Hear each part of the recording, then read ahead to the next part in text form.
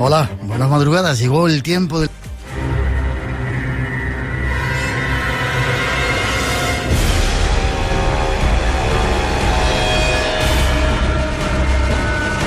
Hubo un tiempo en el que miles de seres humanos decidieron irse a vivir bajo tierra. Se refugiaron en ciudades subterráneas de tamaño descomunal, como si se quisiesen proteger de una amenaza exterior. ¿Por qué se escondieron? ¿Cuál fue la causa que motivó ese esfuerzo sobrehumano? Esta noche, si nos acompañas, trataremos de darte algunas pistas sobre este extraño enigma. Y habrá más.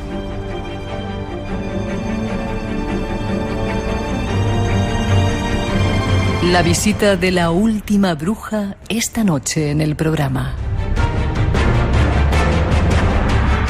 Ya estamos listos para el viaje. Ponte cómodo. Eres nuestro invitado especial.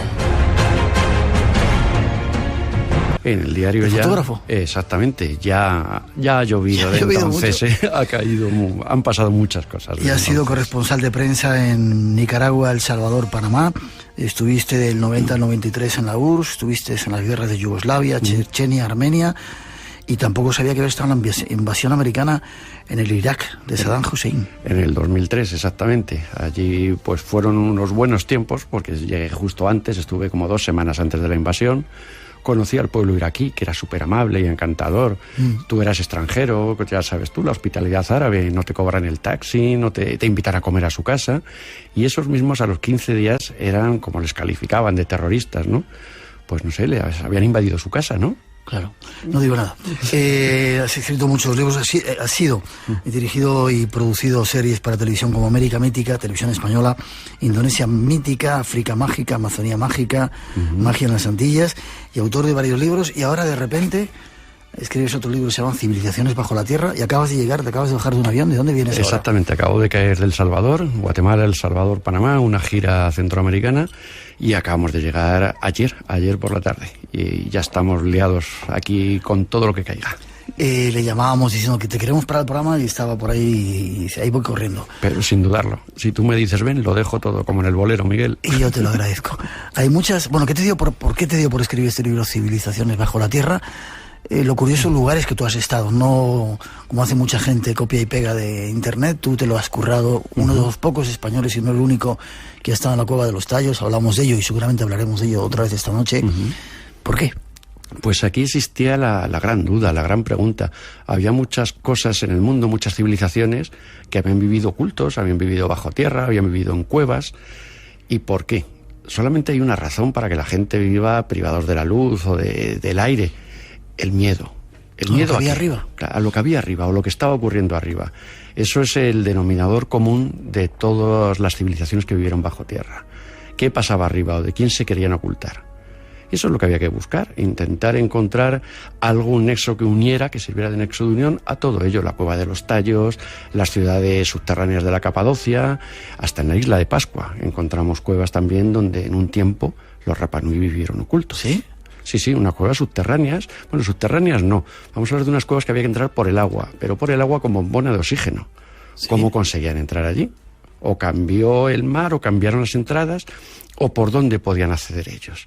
Pero en la isla de Pascua hemos encontrado, además, con altares, con una especie de altares, con pinturas de pájaros, de seres extraños en el aire, pues más enigmas todavía en la isla más enigmática del mundo. ¿Y por qué? ¿No crees que la evolución de la civilización es un poco extraña, ¿no?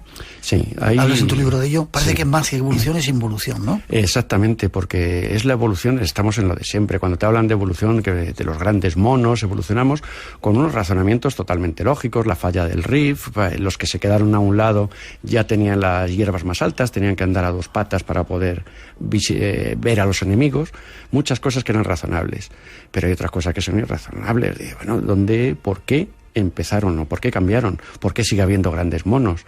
Y luego nos vamos a América, ahí hubo también otra evolución. Dice, bueno, allí no hay grandes monos, en América. ¿De dónde evolucionaron? Y como me decía un estudioso, un antropólogo sudamericano, me dijo, dice, es que estamos hablando de que en América hubo una evolución diferente. ¿Por qué? ¿Por qué? Pero la hubo seguro. Bueno, a ver si nos lo cuenta esta noche. Civilizaciones bajo tierra es nuestro tema esta noche, aprovechando un libro que ha escrito nuestro invitado Juan José Revenga. Un viaje a los lugares más misteriosos y ocultos del planeta, donde este señor ha tenido la suerte de estar. A veces decimos suerte, pero se pasan canutas. Se pasan canutas. Y no digo tacos. Bueno, no. Y lo bueno es que cuando sales de allí, como cuando salí de la Cueva de los Tallos, aquí no vuelvo yo a bajar en mi vida. Los 20 primeros minutos. Ya una vez has pasado esos 20 minutos, ya estás deseando volver a bajar. 900-137-137 nuestro teléfono por si queréis preguntar. Nos vamos de viaje. Grandes núcleos, digámoslo así, de intraterrestres, entre comillas. Uno de ellos estaría en el Himalaya, sería el conocido como Agartha, la ciudad de los sabios, la ciudad donde un comité de personas iluminadas de alguna manera supervisaría el destino del planeta. Y otro se encontraría en una inmensa red de galerías que se encontraría bajo los Andes y que según las tradiciones precolombinas habrían servido de refugio tanto a gente de civilizaciones incluso anteriores a las civilizaciones precolombinas, como luego precisamente a los últimos restos de los incas que huyeron de la colonización española y que se refugiaron tanto allí ellos como sus tesoros culturales y más materiales, el oro específicamente.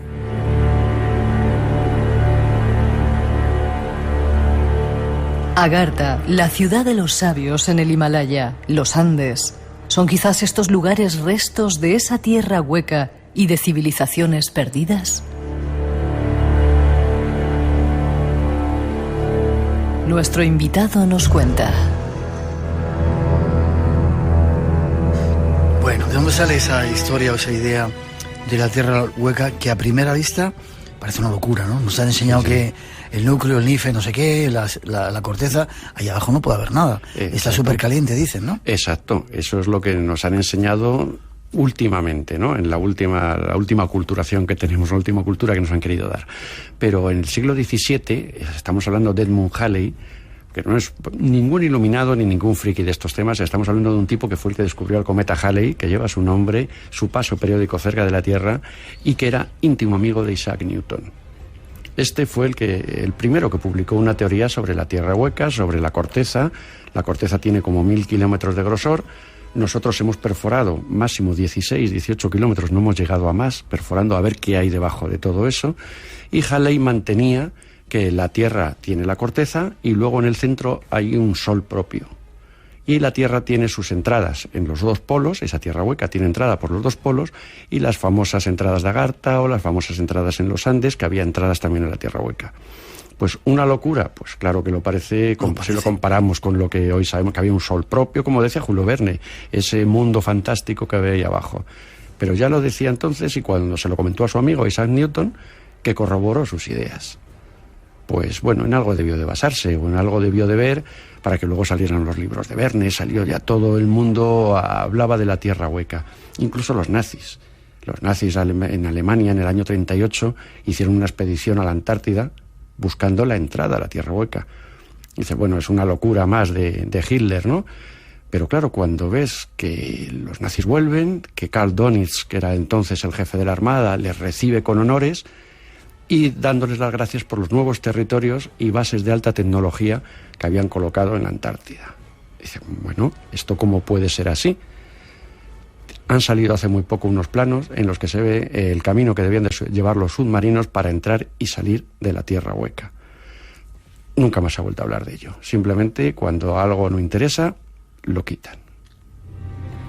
Espacio en Blanco, en Radio Nacional, con Miguel Blanco. Esta noche con Juanjo Revenga, dando una vuelta por el planeta buscando pruebas de esta tierra hueca y de las civilizaciones subterráneas bajo tierra. Hay pruebas de que eso es cierto, lo de los nazis que encontraron, el almirante Berg, que fue uno de los primeros que llegó por ahí, parece ser, ¿no? Eso, pero fíjate, todo esto parecen locuras, ¿no? Cuando vas contando las teorías, el viaje de los nazis, las bases, la nueva Nederlandia que montaron allí, todo lo que crearon, son como locuras, ¿no? Pero después de la Segunda Guerra Mundial, los U-Boat, los famosos submarinos, aparecieron muy pocos. Dice, bueno, se han hundido. y a los 4 o 5 meses aparecieron 2 submarinos en la costa argentina. Esos 2 submarinos tenían, de los 20 tripulantes que debían de llevar, llevaban 2 tripulantes nada más. Era como un cebo. Bueno, primero lo que hicieron es llevárselos a Estados Unidos para interrogarles y organizar automáticamente una expedición a la Antártida, después de hablar con ellos. Y ahí es donde entra en juego el almirante Byrd, que este hombre pues era un piloto famoso, el primero que aterrizó con un hidroavión y un hombre muy famoso en Estados Unidos. Y le encargaron la misión de montar una expedición a la Antártida con más de 15 buques, un portaaviones, un submarino, 4.500 hombres. Claro, toda la comunidad se le echó encima. Acabamos de terminar la guerra mundial. ¿Dónde van ustedes con esta fuerza? Dice, no, vamos a hacer investigaciones de la guerra en el hielo a ver cómo la llevaríamos en un continente helado. No tenían que dar más explicaciones porque gracias a ellos había ganado la Gran Guerra, ¿no? Uh-huh. Era una expedición de 8 meses. A las 8 semanas la expedición regresaba sin decir el número de alto de bajas que habían tenido. Habían perdido la mayoría de los helicópteros, el submarino solo podía navegar en superficie y todos los barcos venían dañados. Claro, Byrd le llevará al Congreso a que dé una explicación de lo que había pasado. De lo poco que trascendió de allí, porque muchas de las cosas siguen todavía con el sello de Top Secret, lo que dijo allí, solamente salió una frase. Byrd dijo, la próxima guerra vendrá de la Antártida y con una tecnología muy superior a la nuestra y que cambiará el mundo.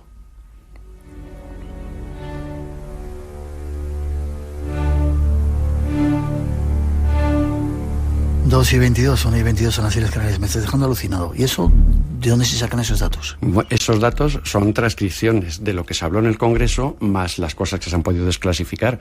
Pero vamos a ir a lo más interesante que pasó. Byrd era muy amigo de Forrestal, que era entonces el ministro de Defensa americano, y le contó cosas que no contó en el Congreso. A Byrd no le podíamos matar porque era un tipo muy famoso, pero al secretario de Estado sí. ¿Y qué ocurrió? Que desde un hospital, desde la 4ª planta de un hospital, se tiró por una ventana. Lo que no cuentan es que esa ventana tenía rejas. ¿Ah, sí? Eso fue lo que le ocurrió a Forrestal, porque sabía demasiado. Luego empezamos ya con, como actúa siempre la NASA cuando quiere tapar algo. Cuando la NASA quiere tapar algo, te filtra información de locuras, claro, para que digas, esto es una tontería, como pasó en Roswell, como todas estas cosas. Y aquí ocurrió lo mismo. Empezaron a pasar transcripciones que decían que había dicho Byrd, de que había visto un mamut. Pájaros, ¿no? Sí, animales prehistóricos, un mamut, praderas verdes en la Antártida, incluso que había llegado a levitar con una gente que vivía allí, habían entrado en una ciudad de hielo. Pues empezaron a contar como pues lo de siempre, intentando hacer creer que Byrd estaba loco. Y no hay mejor defensa para una mentira que eso, decir, mire, ve cómo lo que están diciendo, no lo crean. Bien. Pero la realidad era muy distinta. Byrd murió en el año 57, 58 y dejó escrito, lo que he contado nadie lo ha creído, pero el mundo me dará la razón al final.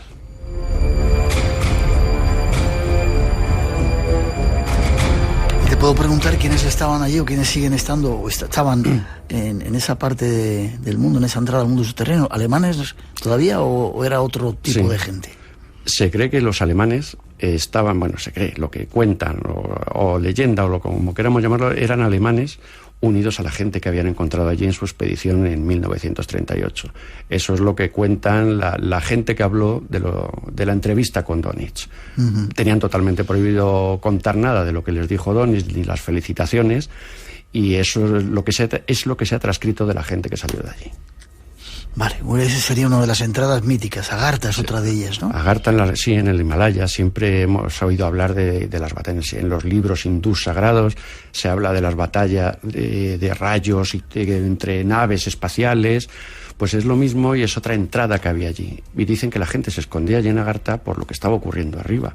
Volvemos a lo de siempre. Al miedo de lo que pasaba arriba o de quién se estaba enfrentando ahí.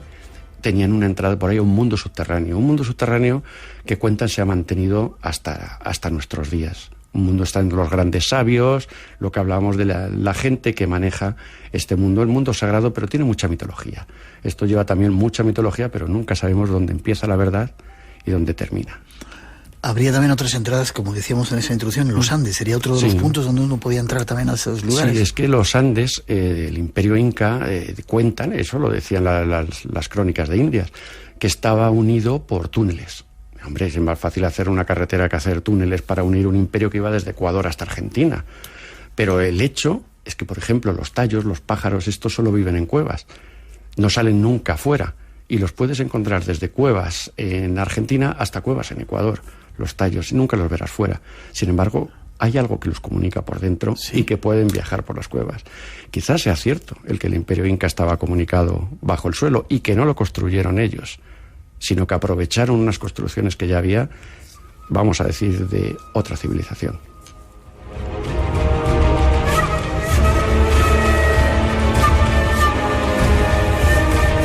Me estás dejando esta noche alucinado. ¿La Atlántida del continente de Mu tienen algo que ver también o eso ya es otra? No, es que nos vamos a lo mismo, a la Atlántida, Mu, todo encaja en fechas, encaja en los 11.000 famosos años. Hace 11.000 años fue el diluvio universal. Hace de 9 a 11.000 años desapareció la Atlántida. Mu, exactamente igual, contemporáneo. El continente más grande que también desapareció era Mu, que tenía millones de habitantes. La Atlántida, ahí, pues bueno, pues ahí nos contaban que en la Atlántida el dios Poseidón eligió quedarse allí, eligió la Atlántida como el territorio más rico. Unas historias que realmente fueron muy creíbles en su día, pero que ahora qué explicación le podemos encontrar. ¿Leyendas? Leyendas, pero las leyendas siempre se basan en realidades, es lo que nos encontramos. Se hablaba de grandes ciudades, grandes imperios, que los atlantes quisieron conquistar el mundo y eso fue cuando los dioses se enfrentaron a ellos, pero también estamos hablando de una época en que los dioses vivían junto a los hombres. Dicen que es mitología, pero ¿hasta qué punto es mitología? Porque hay muchas cosas que sí está escrito que esos dioses estaban aquí y esos dioses convivían con los hombres. Era un tiempo de dioses y guerreros. ¿Dioses de aquí o de otros sitios? Siempre los dioses venían del mismo sitio, de arriba y de un sitio brillante o de algo brillante. Pues dicen, no, es que siempre se ha adorado al sol. Las culturas antiguas adoraban al sol, tenían una gran evolución. Esas culturas justo que adoraban al sol o al objeto brillante que venía de arriba, tenían una gran evolución. Y de repente, eso, como en Egipto, por ejemplo, y de repente viene la involución. Dejamos de construir en el periodo antiguo, de levantar maravillas, a que de repente viene involución. Y entonces, ¿dónde están las herramientas? ¿Dónde está con lo que medían, con lo que trabajaban, con lo que hacían esos cortes perfectos? El que les enseñó, les dijo, señores, hasta aquí hemos llegado, ya no les vamos a enseñar más. Y se llevaron toda su tecnología con ellos. Y los hijos de los hombres, los dioses vieron que las mujeres hijas de los hombres eran bonitas y se juntaron con ellas y nació la raza de los gigantes. ¿Tiene algo que ver esto? ¿Los gigantes en toda esta historia? Los gigantes nos aparecen por todas partes. Por todas partes nos aparece historia de gigantes, como los frigios en Turquía, esos seres, vamos, que tienen unos escudos que pesaban 60 kilos, escudos que todavía los puedes ver en Anatolia, puedes ver esos escudos llenos de bollos de combate. O sea que es verdad que un tipo manejaba ese escudo. Cascos de 15 kilos de peso, lanzas de 20 kilos. Dice, ¿cómo era el tipo que manejaba eso? Siempre estamos hablando de que la gente vivía bajo tierra, por ejemplo, allí en Turquía. Ahora vamos a hablar de ello en la segunda parte del programa, si te parece. Perfecto, pues gigantes los hemos tenido ahí, los hemos tenido en el lago Titicaca. Se habla de ciudades subterráneas de gigantes, que ahí también ocurrieron cosas extrañísimas. Ahí hablamos hasta de Cousteau a buscar aquello. Metieron 2 submarinos, durante meses estuvieron con los 2 submarinos allí y Cousteau se fue diciendo que simplemente había encontrado un gran batracio de 1 metro que estaba sin clasificar. Al cabo de los años, de 7 o 8 años, un argentino va a hacer una película buceando y salió diciendo que había encontrado grandes calzadas, una ciudad magnífica abajo en el fondo del lago Titicaca, que estaba hecha por seres gigantescos. Todo el mundo cayó encima de Cousteau corriendo, decirle, venga, desmienta lo que ha dicho este señor argentino que ha estado usted allí. La respuesta de Cousteau fue muy sencilla. Dice, es que allí abajo pueden encontrar cualquier cosa. ¿Qué vio Cousteau? Que no se atrevió a decir. 2:30, 1:30 en las Islas Canarias. Estás en el espacio en blanco. Todavía tenemos más cosas que deciros. Los fines de semana en Radio Nacional no es un día cualquiera.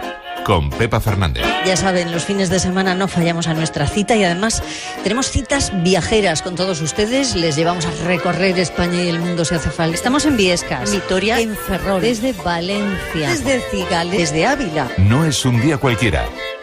Los fines de semana, mejor en Radio Nacional de España. En el pasado, solo los más valientes zarpaban en busca de otros mundos. Acompáñanos en el viaje hacia lo desconocido. Espacio en Blanco.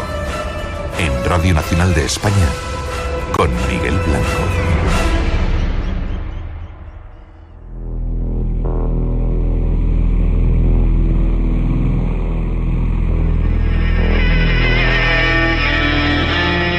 Hay lugares en el mundo donde aún existen pruebas de estas ciudades subterráneas. En medio de la actual Turquía hay una región que fue asediada durante siglos. Este paisaje lunar recibe el nombre de Capadocia. Bajo sus pintorescos pueblos, carreteras y granjas hay uno de los campos de batalla subterráneos más grandes del mundo.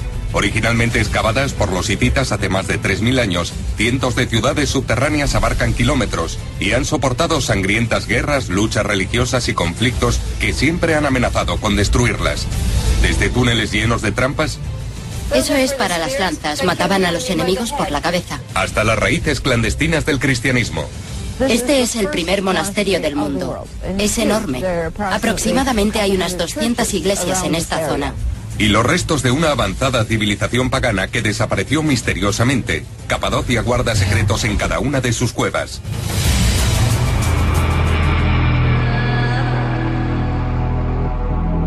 Ciudades excavadas hace más de 3000 años. ¿Quiénes vivían en ellas? ¿Por qué se escondieron? Nuestro invitado nos da algunas respuestas.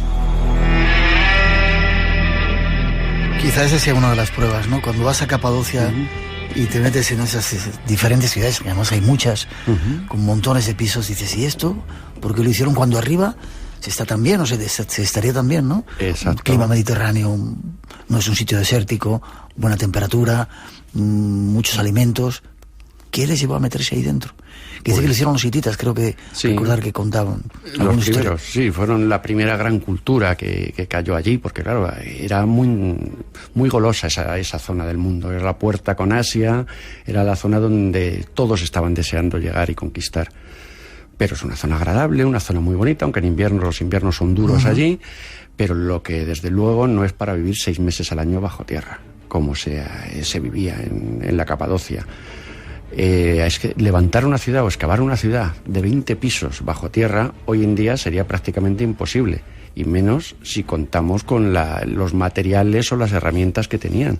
Esta gente tiraba un túnel de 100 metros hacia abajo para el aire y luego empezaban a excavar haciendo casas, haciendo como pequeñas habitaciones, pero cuidado que hablamos de ciudades de 10.000 personas. 10.000 personas viviendo ahí abajo. 10.000 personas. Y había otra ciudad a 10 kilómetros comunicada con un túnel también subterráneo de 10 kilómetros. Son obras imposibles de hacer en varias generaciones.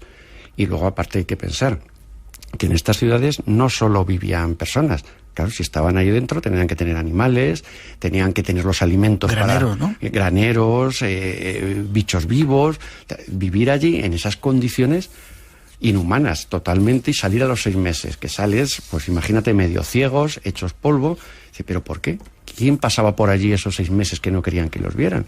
Se cuenta que eran cristianos, que se escondían los primeros cristianos, que bueno, eso siempre es un gran recurso, lo de los cristianos escondiéndose, que también en Capadocia hablan de las casas de las hadas, también se escondían los cristianos. Cuando no hay una salida, es que aquí se escondían los cristianos en las persecuciones, esa es la realidad. Pero fueron muchos siglos utilizando estas ciudades. Te dicen que es muy fácil hacerlas porque es roca volcánica y al oxidarse al contacto con el oxígeno se endurece. Dice, bien, pero ¿por qué ahora de los 20 pisos solo tienen 3 abiertos? Porque con nuestra tecnología no hemos podido seguir cavando porque se nos venía todo abajo, como lo hicieron ellos. Y está probado que hay más pisos. Que hay más pisos, claro. Hay calas hacia abajo, 20 pisos ha llegado. A 20 pisos y abajo, por debajo del todo, al fondo, corre un arroyo que es de donde sacaban el agua, donde echaban los detritus y donde cogían el agua también. Imagínate la vida súper dura y escondido. Había también grandes piedras para tapar, con lo cual se deberían de defender de algo, ¿no? Claro, los túneles son muy estrechos, ahí tienen 1,40 escasos, tienen de altura esos túneles para entrar, con lo cual estaba para que no entrara gente muy alta. Y luego tenían en los pasillos una especie de ruedas de piedra que movían con un palo para cerrar las entradas en los pasillos. ¿Qué es lo que está clarísimo? Es que se ocultaban de alguien que era más grande. Vamos a hablar de los frigios de entonces, ¿no? Los frigios, estos gigantescos que hemos hablado antes, con los grandes escudos y las grandes armas que manejaban, no podrían entrar a conquistar por ahí abajo. Quizás se escondían de gigantes o de algo peor, porque yo creo que ni escondiéndose de gigantes se puede estar 6 meses escondido bajo tierra. ¿De algo peor cómo? De algo que acabara con ellos, que acabara con lo conocido hasta entonces, acabara con sus civilizaciones. Tenía que ser algo muy gordo para superar el miedo de poder esconderse en un lugar que además ha costado generaciones construir, que dicen, no, esto es fácil de excavar. Oiga, usted ve aquello y dice, allí no hay quien lo construya ni quien lo mantenga, que eso es lo peor. Luego desaparecieron esas ciudades de 10.000 personas. Cuando se llegó a las excavaciones no había ni una brizna de paja. No se veían los techos con el humo de haber tenido hogueras, que es lo mínimo que tenían que haber tenido para iluminarse. Los techos estaban limpios de humo, no había briznas de paja de animales. Entonces, ¿cómo vivían aquí? ¿Qué enigma estamos planteando? ¿O cómo podían conseguir salir vivos de un lugar donde no tenían fuego ni daban de comer a los animales? Porque por mucho que limpiaras, por mucho que te llevaras tus cosas, tenían que quedar resquicios. Y no hay nada.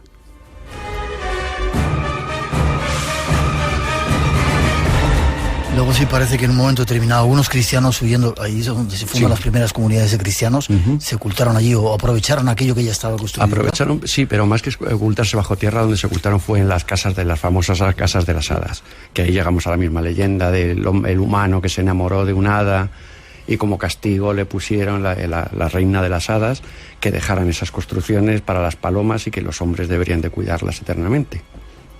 Vale, ciudades subterráneas en la Capadocia. ¿Hay más en otros lugares que se sepa de esa categoría? De tan grandes como la de la Capadocia no, pero en todo el mundo hay grandes cuevas. Hay grandes cuevas en la India, hay grandes cuevas en Indonesia, que la gente ya no es que vivan allí, los entierran en cuevas para que vuelvan hacia la tierra de donde vienen. O en Tiahuanaco lo mismo, el poder venía en Tiahuanaco no venía del sol, venía de la tierra. Ellos tenían como sagrada la Pachamama, que es de la que les había dado la cultura, pero siempre son culturas muy superiores a las que habíamos conocido hasta entonces.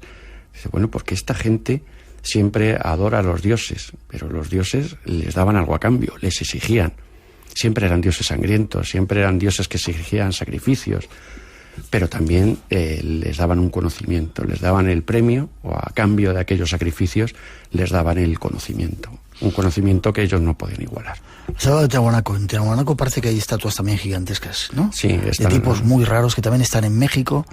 Exactamente, los monolitos Bennett, por ejemplo, el monolito Bennett, una estatua de 7 metros, pero son extrañísimos, que tienen una especie de casco, como orejas de piloto, con las manos de 4 dedos, como podemos ver en muchos lugares del planeta representados. 4 dedos. De 4 dedos, manos pegadas al pecho, son estatuas como cuadradas. Y luego la parte de arriba totalmente no son... Eso sí que se puede decir claramente que no es humano. Es como una especie de anteojos, de gafas de piloto, como una especie de casco. Y estaban en mitad de la plaza, eran sus dioses, eran los monolitos a los que adoraban. Y Tiahuanaco, ya sabes que fue la ciudad de donde bebieron todas las culturas. La cultura inca, todo lo que vino detrás, todas esas culturas bebieron de Tiahuanaco. Tiahuanaco fue el gran avance en astrología y en misterios, fue el gran avance, porque bueno, las piedras de Tiahuanaco están labradas de tal manera que ni con un láser se podrían cortar y hacer esos agujeros que tienen las piedras. Son piedras magnéticas, extrañísimas, que están todavía allí, tiradas en mitad del suelo. Tienes las piedras que les pones una brújula encima y se vuelve loca. Y construían con esas piedras. Levantaban pirámides, como la Capana, igual que en Egipto, casualmente, contemporáneos más o menos también. Bueno, contemporáneos si tenemos en cuenta la historia escrita. Pero si tenemos la historia razonable, la historia razonable te dice que Tiahuanaco, por la altura donde si era un puerto fluvial del lago Titicaca, hace los 2.500, 3.000 años que le dan, no cuadra. Hace 12.000 sí. Hace 12.000 años el lago Titicaca llegaba hasta allí. Hoy está a unos 20 kilómetros de allí. Pero con tiempos geológicos, hace 12.000 años el lago Titicaca sería orilla de la ciudad de Tiahuanaco. Con lo cual nos vamos a 12.000 años. 12.000 años estamos datando la ciudad más antigua de la historia de la humanidad. Más antigua que Ur, más antigua que muchas de las ciudades de las que hablamos fueron la cuna del ser humano. Y hablan también de un extraño dios que había allí? ¿Viracocha o quién era el que estaba en...? El Viracocha, siempre se habla de Viracocha. Todas las leyendas andinas, sobre todo, hablan de Viracocha, el dios que vino del cielo y les enseñó sus conocimientos avanzados, ¿no? Así nos confundieron los primeros españoles que llegamos allí, los primeros de la conquista, creyeron que era Viracocha que volvía allí. Bueno, fue el principio del gran engaño y estrategias para poder realizar una conquista también. Nadie negó que no fuéramos Viracocha, por supuesto. Pero claro, Viracocha fue un dios que les enseñó, un dios que vino del cielo. ¿Por qué siempre nos encontramos con lo mismo? Siempre vienen del cielo, siempre les enseñan y siempre les adoran. Y se van prometiendo volver. Y se van prometiendo volver. Se llevan su conocimiento, dejan de darles el conocimiento y volveré. Eso ha pasado desde el principio de los tiempos. ¿Cuándo volverán? No lo sabemos, pero que volverán es seguro. Y para complicarlo más, que tú lo has visto, hombres o una humanidad conviviendo con saurios, con dinosaurios. Exacto. ¿Dónde están esas pruebas? Esto en el estado de Amazonas, en Perú, en el quinto pimiento de una montaña durísima e inexpugnable para llegar. Llegamos allá arriba, le llamaban el Valle de los Dinosaurios. Esto está cerca de la ciudad de Chachapoyas, en el estado de Amazonas, y el valle pues está lleno de restos de dinosaurios, de esqueletos, han encontrado montones por allí. Y ya subiendo a la montaña vimos miles de pinturas en las paredes, miles de pinturas que se han conservado muy bien porque el bosque es tan frondoso que no entraba el sol. En las zonas que entraba el sol, ahí se las ha quemado y han desaparecido. Pero empezamos a ver miles de pinturas extrañas, con cosas que no habíamos visto nunca en América, este tipo de pinturas. Y después de caminar durante todo el día por el bosque, encontramos una pintura que hablaban de ella los niños, que la habían visto. Nadie había llegado más que los niños jugando hasta esa zona. Y los niños eran incapaces de encontrarla. Digo, bueno, pues otra leyenda más de una pintura de un gran saurio. No importa, estamos viendo esto, que era una maravilla lo que estábamos encontrando. Y de repente apareció la pintura. Una pintura de un gran saurio rodeado de una especie de humanos, como con palos o con algo en la mano, cazándolo. Claro, la comunidad científica dice que eso no es un gran saurio. Eso es una llama grande o es cualquier otro tipo de animal. Sí, pero bueno, si lo ves, es un Diplodocus en toda regla. Cuando lo ves, y además nos encontramos en el Valle de los Dinosaurios, que algún animal debió de sobrevivir, que no se extinguieron todos hace 65 millones de años, pues también es posible. No vamos a darle el cerrojazo y con lo que dice la ciencia, ahí vale. Hay muchas cosas que pudieron pasar y no están escritas. Eso sería un problema. Habría que reescribir la historia. Yeah. Y luego están las piedras de Ica, aunque bueno, se duda mucho de su...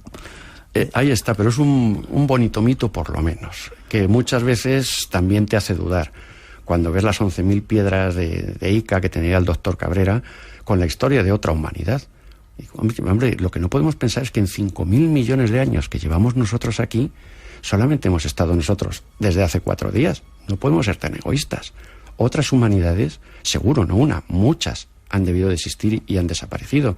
En Ica tienes uno de ellos, tienes pruebas, te habla que son piedras falsas que hacía el tal Basilio Uchuya, pero claro, ¿por qué dijo el otro? No, es que lo ha confesado él que son falsas. Pues claro, es que si llega a decir que no son falsas y era el que las traía, pues se iba a la cárcel por el robo arqueológico. Pero esas piedras te cuentan cosas extrañísimas, dibujos extrañísimos, que un señor que era un humilde campesino, desde luego no tenía la cultura para dibujarlas. Y en algunas han hecho pruebas. En algunas pone que son de antes de ayer, pero algunas, dentro de lo que se puede hacer la prueba en una piedra, ¿no?, de luminiscencia o de lo que se puede hacer en antigüedad, pues se han datado en 4 y 5.000 años. Y hay más, no sé si fue en México que encontrasteis también... Acámbaro también. Aquellas figuras de barro, que es lo mismo, unas figuras de barro de dinosaurios en Acámbaro, fue increíble también. Una especie de museo vacío, que es una pena ver esas 8.000 piezas, más de 8.000 piezas. ¿Dónde están? ¿En Puebla o...? En el pueblo de Acámbaro. En el pueblo de Acámbaro. En Guanajuato, en el estado de Guanajuato. Y es una pena verlo, que son, figuras de grandes saurios, de animales extrañísimos. Bueno, esto claro, llegó un americano a comprarlo de la universidad americana, llega y se las quiere comprar todas a Schultz, al que la había encontrado. Bueno, no, yo no las vendo. Y entonces ese americano ya empezó a hacer la publicidad que eran todas falsas, de qué tal, que era mentira todo lo que allí existía. Llevaron pues más de 200 figuras para analizarlas. Salieron como 190 que eran falsas, pero es que había otras 10 que no eran falsas, que tenían más de 5.000 años. Entonces, con que hubiese una que tuviese más de los 4 o 5.000 años, más que suficiente para abrir la puerta de este enigma. 900, 137, 137, por si queréis preguntar, estáis muy tranquilitos. Hay muchas preguntas, pero están tranquilitos ahora. Seguimos viaje. Vamos a un lugar donde este señor se ha metido con algo de sufrimiento. La leyenda continúa. Espacio en Blanco, con Miguel Blanco, en Radio Nacional. Ecuador. En Sudamérica, una parte de la cordillera andina pasa por Ecuador. Durante milenios, en esta selva lluviosa en lo alto de las laderas orientales andinas, han habitado los shuar. Son cazadores de cabezas y protegen ferozmente sus tierras y sus secretos. Y quizá uno de sus secretos mejor conservados sea la ubicación de la cueva Tallos y de su entrada. Pero ¿por qué?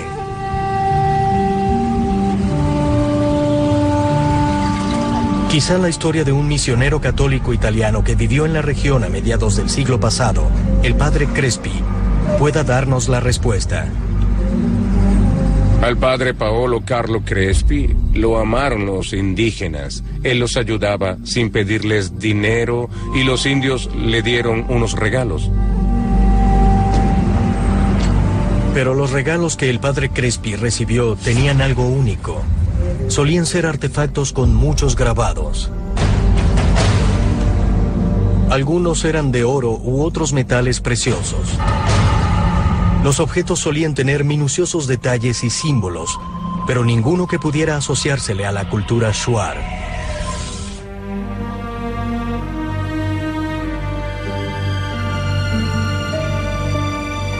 ¿El oro de los dioses en la cueva de los Tallos? Nuestro invitado ha estado allí. Escuchemos lo que nos cuenta. Estuviste cuando acababas de regresar casi de los Tallos aquí en el programa contando un poco la historia. A propósito, dicen dónde se puede encontrar el documental de la Cueva de los Tallos. Que no se encuentra, dicen, tiendas.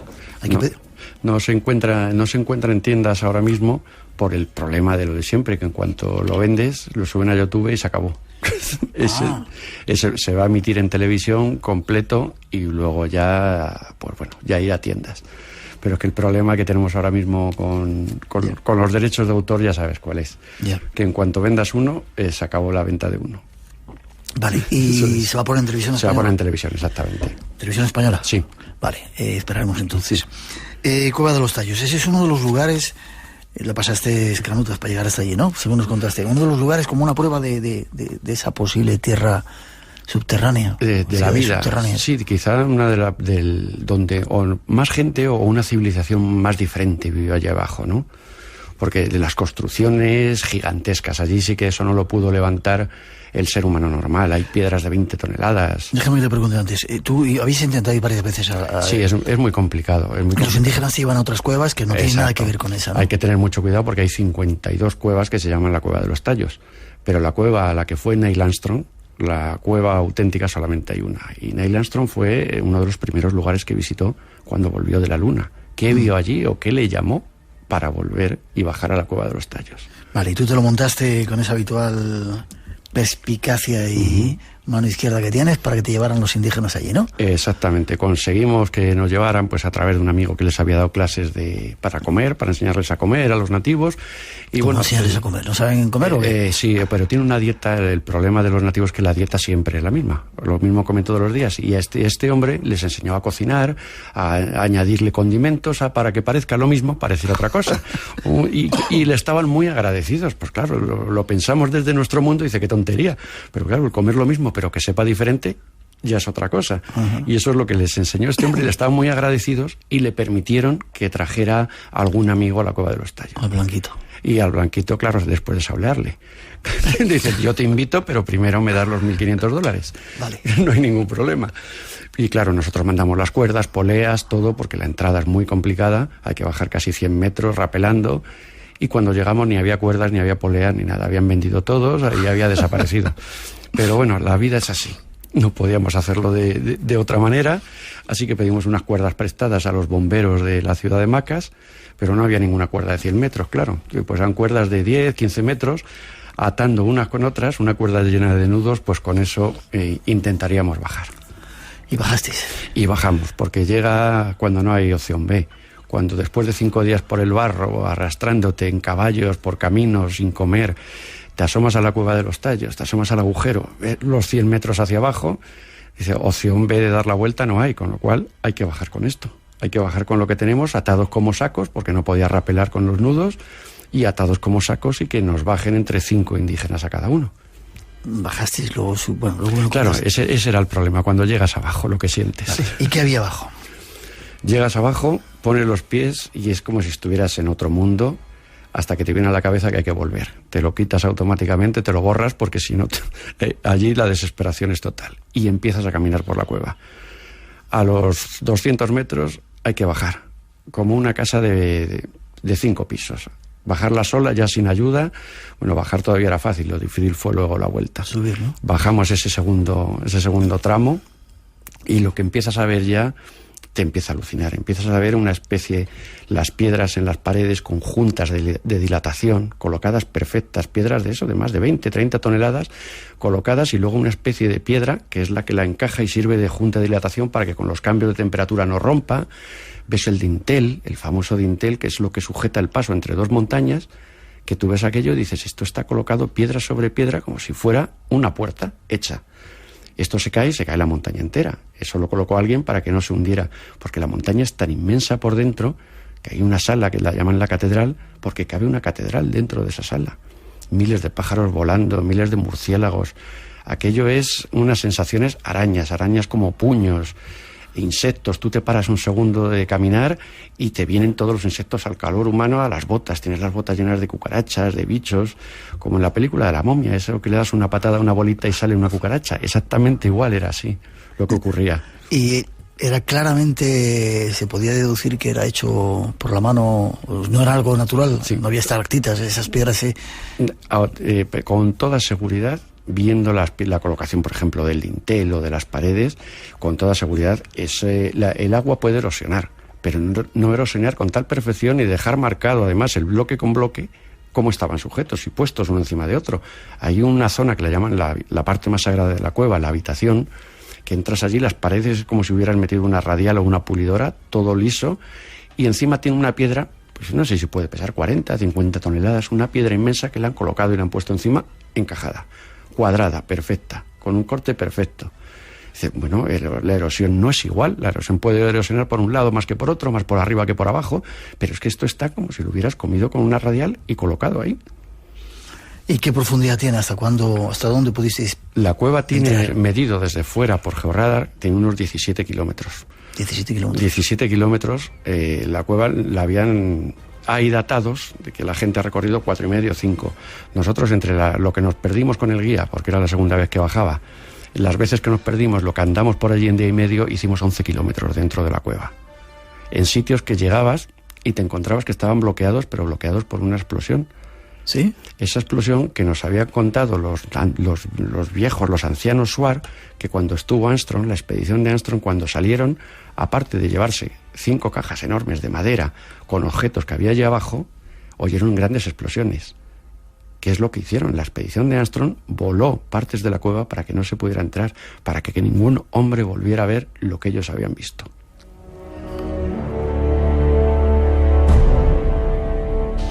Tres minutos nos quedan. ¿Te quedas un ratito más? Lo que tú necesites, sin problemas. Para colmo está la historia del padre Crespi, que fue el primero.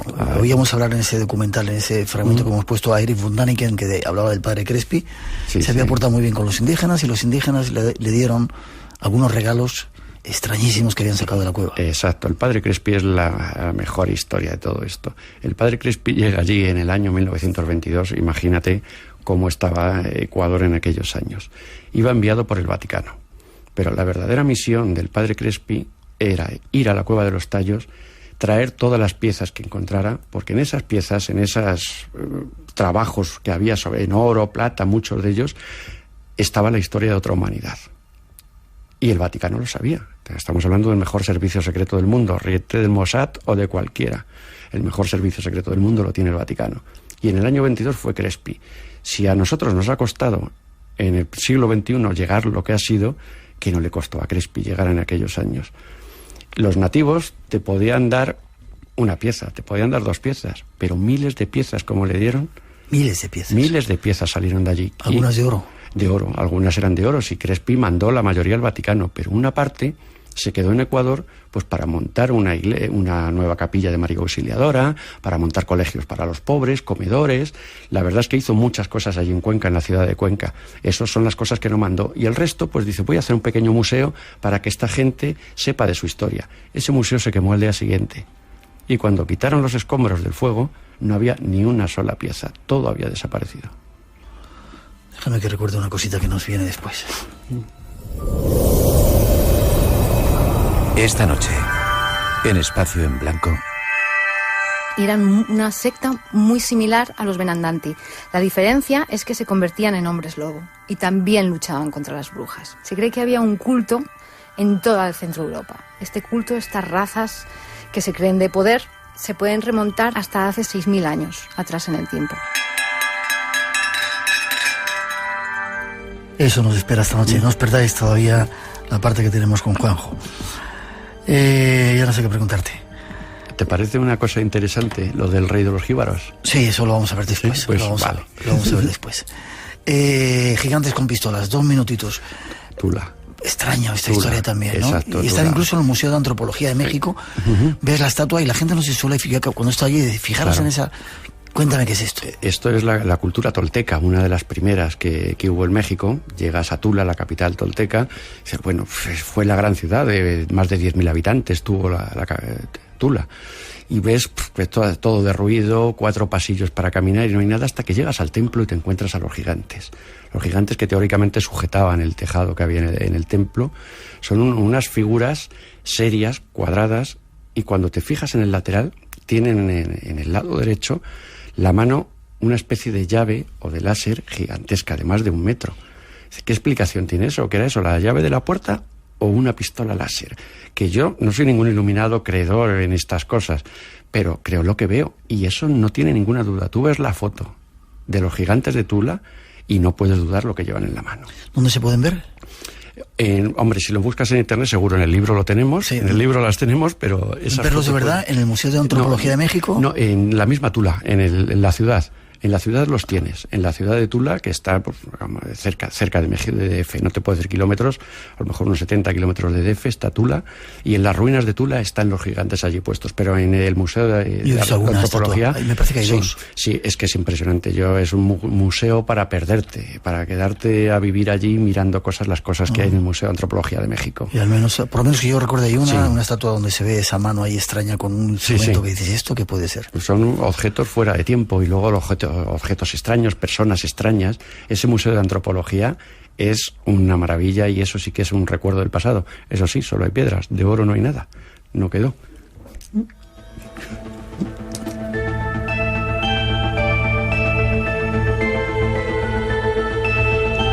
No se lo llevarían los españoles.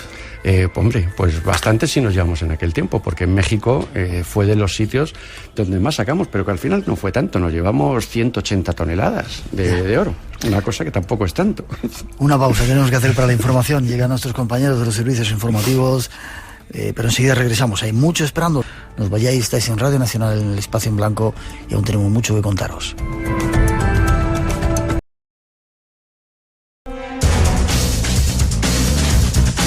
Las 3:06, 2:06 en las Islas Canarias. Regresamos. Los saludos a todos los que seguís ahí en directo en Radio 1, Radio 5.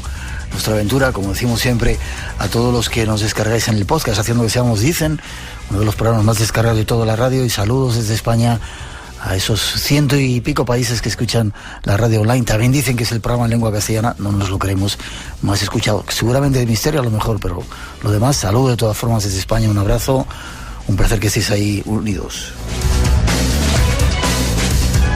137 nuestro teléfono por si queréis preguntar, y nos vamos de viaje hasta la cuna de la civilización donde nació, dice, la primera madre del ser humano, Etiopía. Ya veréis qué curioso lo que nos espera.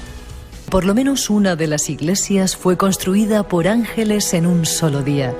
Otra leyenda cuenta que las iglesias nacieron del sueño del rey Zahue.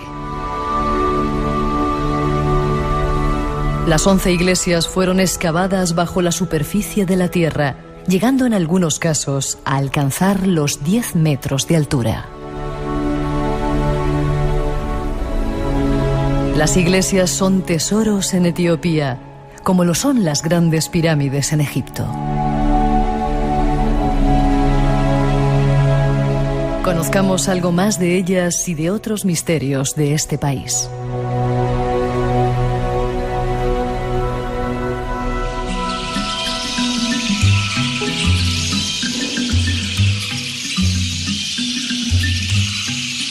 ¿Esta podía ser música de tu tierra? ¿Te suena? Me suena, pero África casi es relativo. Se parecen todas las músicas africanas. Sí. África nos vamos. Nuestro invitado estuvo el año pasado con nosotros. A ver si lo digo bien. Fekadu. ¿Lo he dicho bien? Mekadu. No, Mekuria. Fekadu Mekuria. ¿Qué tienes un nombre? ¿Tienes un nombre? ¿Qué significa? Etíope, voluntad de Dios. Voluntad de Dios. Gracias por invitarme otra vez, de nuevo. Un placer, un placer. Tenemos una especial predilección por Etiopía desde hace mucho tiempo y queremos descubrir más aspectos. Y aprovechando que estás aquí, quiero que me cuentes, primero, antes de nada, me han dicho que lo hablábamos con un viajero, que ahí se toma una planta que es como la coca andina, que se mastica. ¿Cómo se llama? Se llama chat. Chat. Sí, en el este de África se consume mucho. Es como una planta alucinógena, entonces mucha gente, mucho joven la consume después de comer. ¿Pero no está prohibida? No, no está prohibida. Es alucinógena, pero incluso el gobierno recauda impuestos. ¿La permite? La permite. ¿Y qué efectos produce? Como la coca que te quita el hambre, te quita la sed, sí, te quita, exacto, te quita el hambre y luego es alucinógena, pues muchos viajan ¿sí? Consumiendo el chat, sí. ¿Tú la has probado? He probado, pero no para llegarme hasta esta altura de viaje, sí. ¿Es adictiva? Sí, es adictiva. ¿Y cómo se consume? ¿Se masca como la coca? Se masca, exacto. O sea, mucho rato. Entonces, depende de la cantidad que masques, de ahí se basa la alucinación. Curioso. ¿Lo toma todo el mundo? No. Tradicionalmente. Antes sí me contaban que lo tomaba gran parte de la gente. No, incluso antes se tomaba en la parte solo en la zona de Harar, que fue tradicionalmente de los musulmanes. Sí. Entonces era una especie como encuentro con dioses o para meditar también. Ajá. Pero entonces de ahí ya vino para el norte también, para el centro del país. Todo el mundo, o sea, como entretenimiento también lo toman. No vamos a hablar esta noche de plantas, vamos a hablar de otra serie de cosas que tienen que ver con la religión, ya veréis. Entre las muchas cosas que uno encuentra cuando saca información acerca de Etiopía, primero que hay un monolito, el más grande jamás construido en Aksum. Cuéntame qué es esto, este monolito. No solo uno, son varias estelas de piedra, bloques de piedra, talladas con un granito, una especie de granito beige.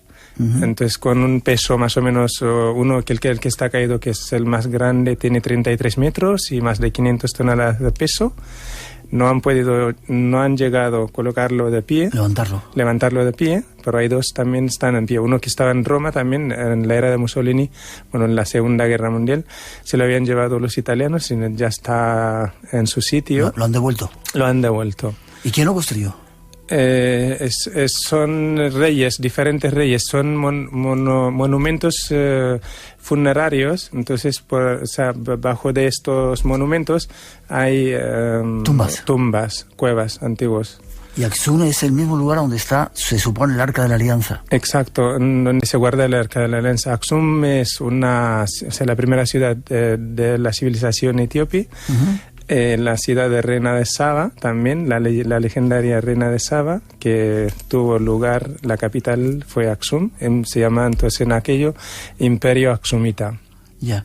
¿Y cómo llegó el Arca de la Alianza? ¿Según la leyenda o es historia? ¿Es leyenda o es historia? Es leyenda basado en historia real, o sea, basado en historia, en leyenda, pero en hechos reales. Ahora la población etíope, sobre todo los cristianos, creemos que el arca está con nosotros también. ¿Tú eres cristiano? Soy cristiano. Cristiano ortodoxo. Exacto. Vale.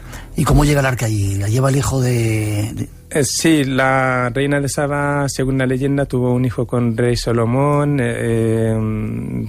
durante su visita a Jerusalén. Volvió embarazada, por el camino nació un hijo del rey Salomón y de reina de Saba, quien introdujo Menelik I.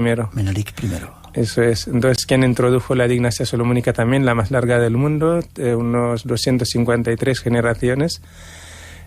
Duró hasta 1974. El último monarca ya se derribó en 1974. ¿Hasta hace nada duró?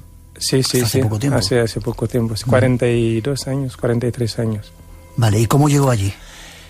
Nada, cuando ya el hijo de Menelik y de reina de Saba tenía 20 años, quiso visitar a su padre de nuevo, fue a Jerusalén con un anillo a la madre que le había entregado Salomón a la vuelta de su viaje, y reconoció a su padre. Estuvo allí en Jerusalén unos 3 años. Luego, a los de 3 años,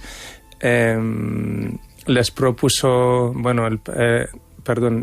Salomón le propuso al hijo que, como era sabio y era bueno, cuando se muere él, sustituidor del trono de Jerusalén, ¿no? Entonces él se puso fuerte, como le gustaba más su tierra de natal de Etiopía.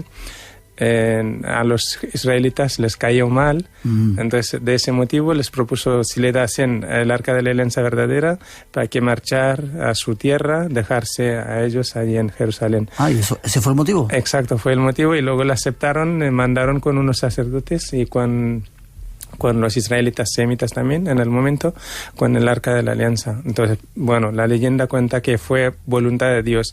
Justo en el momento después de quitar el arca, Nabucodonosor devastó a Jerusalén, el templo de Salomón y todo eso. Entonces ahí se acabó la historia del arca.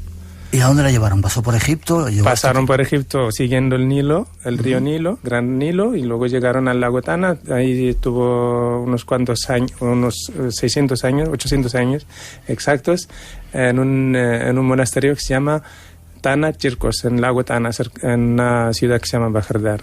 Entonces los curas, los sacerdotes que vinieron de Israel también tienen sus tumbas allí. O sea, hay tumbas allí en Etiopía de los israelitas que vinieron. ¿Y sigue estando el arca allí? Se supone... Es un secreto, es un gran secreto para la Iglesia Ortodoxa Etiopía mantener el arca, que nunca salga. El secreto no está guardada, pero normalmente ahora su sitio es hay una iglesia que se llama Santa María de Sion en Aksum. Ahí hay una ceremonia anual que se celebra en noviembre, a finales de noviembre más o menos. ¿Y la sacan? Antiguamente sí la sacaban, pero ahora ya no. Llevan unos 20... Después del último monarca ya no la sacan, sino una réplica. Ya. ¿Tú la has visto? La réplica sí. La réplica, yo lo llevan tapada con los curas y sí se ve, pero el arca no lo he visto. Espacio en Blanco, en Radio Nacional, con Miguel Blanco. Algunos dicen que fue una copia la que mandaron al rey Menelik, pero bueno, ¿tiene poderes ese arca? Dicen también, según tengo aquí los datos, que para construir ese monolito, ese del que hablábamos antes, hacían falta los poderes del arca de la alianza. Sí, según la Biblia tiene poderes. Por ese motivo no dejan acercarse a la gente, y luego también por el tema de seguridad no dejan al arca. Entonces por ejemplo, los ciudadanos de Aksum, del pueblo de Aksum, cada mes 7 días hacen una procesión por la mañana, muy pronto por la mañana, a las 4 de la mañana, se llama procesión. O la procesión. Entonces hacen ese tipo de procesión sacando la réplica, y ningún aksumita que vive en Aksum, por ejemplo, no le pasa mal porque está el arca ahí. ¿Ninguna aksumita puede pasar, dices? Malo. Bueno, por ejemplo, eso es. Entonces ellos piensan, no pasan hambre, no pasan... O sea, les protege el arca. Hay esa creencia. Qué curioso. ¿Por qué llegó el cristianismo a Etiopía, que es uno de los países... ¿El 80% sois cristianos ortodoxos? Un 64% ahora, con un creciente notable musulmán. Un 64% fue cristiano ortodoxo. Etiopía es el segundo país del mundo en aceptar el cristianismo después de Armenia. Armenia fue el primer país y luego Etiopía. por unos...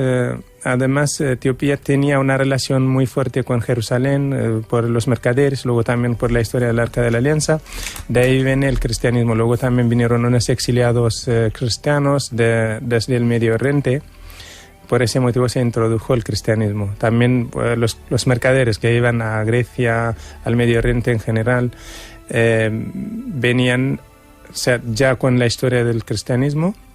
Entonces en el año 324 más o menos, se introdujo el cristianismo por la parte norte de Etiopía, por el puerto de Adulis, el Mar Rojo, o sea, ahora que es parte de Eritrea. De Aksum está a unos 240 kilómetros noreste. Por ahí se introdujo.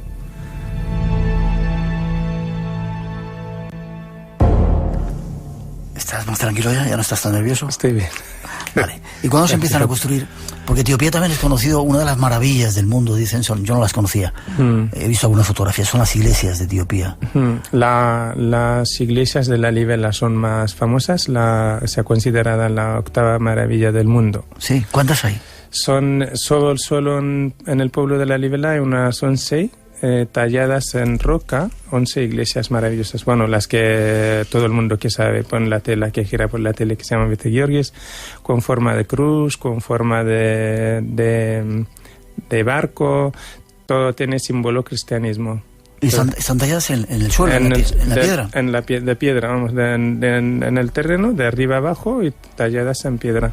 Hay dos tipos de iglesias talladas en piedra. Unas son monolitas, totalmente sueltas del terreno, o sea, vacías, y luego otras son semimonolitas, las que llamamos semimonolitas, como sujetadas con una pared de piedra, o sujetadas por la parte de arriba, o como un túnel. ¿Y a cuándo las construyeron esas? Eso comenzó en la era de la Libela en 1118, entonces hace 800 y pico años. ¿Y hay culto ahí? ¿Se rinde culto? Sí, todavía. Hay fiestas y culto y todo, o sea, todo el ritual cristianismo se hace hoy en día también.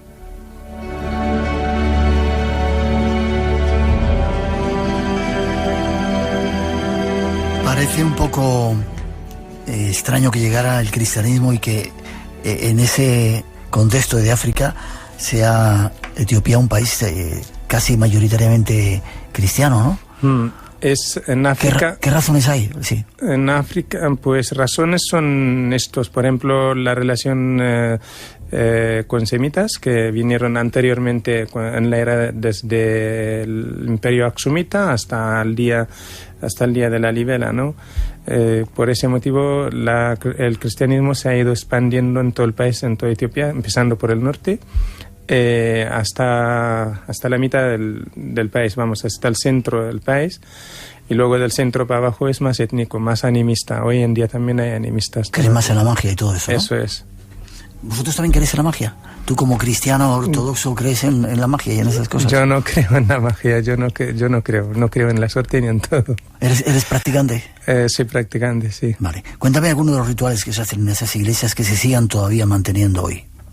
¿Hay misas? Yo no sé si... Hay misas, sí. Hay misas, o sea, los días festivos, por ejemplo, el día de San Gabriel, día de San Jorge, día de San Miguel, se hace misa, se hace culto misa por la mañana, incluso muy pronto por la mañana. A las 5 de la mañana ya está la misa en marcha. Si no es ¿cómo se llama? Si es cuaresma o ayunas, por ejemplo, en Etiopía se sigue haciendo rituales antiguos. Hay cuaresmas de Pascua, hay cuaresmas de Navidad también, 40 días, y hay cuaresmas de 15 días en agosto, y luego los miércoles y los jueves la gente practicante, la gente religiosa, no comen carne ni lácteos. Entonces estos días se hace al mediodía, la misa se hace sobre las 3, se termina. Entonces la misa dura más o menos de 1 hora y 40 hasta 2 horas. Entonces, ¿y la gente sigue practicándolo? ¿Es practicante? Sí. ¿Tú lo haces también? Yo, pues por motivos de trabajo y por motivos de viajes, mucho no lo hago, porque antiguamente sí lo hacía, sí. Ya. Tengo aquí datos que dicen que una de las iglesias, según la tradición, fue construida por un ángel en un día. Eso vale. Las 11 iglesias de la Libela se terminaron en 25 años. Entonces, Eso fue desde el comienzo. Voy a empezar. La leyenda cuenta, Lalibela nació en una casa real que no fue de la mujer del rey. ¿Lalibela qué significa? ¿Es un nombre? Lalibela significa el que coma miel. Lal es miel. De la zona, el idioma se llama Agau, son de Zagwe, dinastía Zagwe. Lalibela fue rey, no es de la rama de los dinastia solomónica, sino es de Zagwe, aparte de la otra rama. Pero es el nombre de un rey. Eso es, Lalibela se llama, Lalibela significa el que coma miel. Entonces la leyenda es que nació en el monte, la madre había parido a Lalibela en el monte, pues lo abandonó, luego después de 3 días volvió a verle, cuando volvió a verle estaba cubierto de abejas, alimentándose de miel, de ese cogió su nombre, Lalibela. ¿En qué año se hicieron Patrimonio de la Humanidad? ¿1978? 78, exacto, 78. ¿Y la más bonita para ti de todas? Hay 2 iglesias. Una es la Bete Georgis, la que gira por todo el mundo en todos los documentales. Bete Georgis. Y luego la otra es Bete Manuel. Todas tienen sus particularidades. Su interior, por ejemplo, Bete Medanielem también es muy bonita, es más grande. Interior.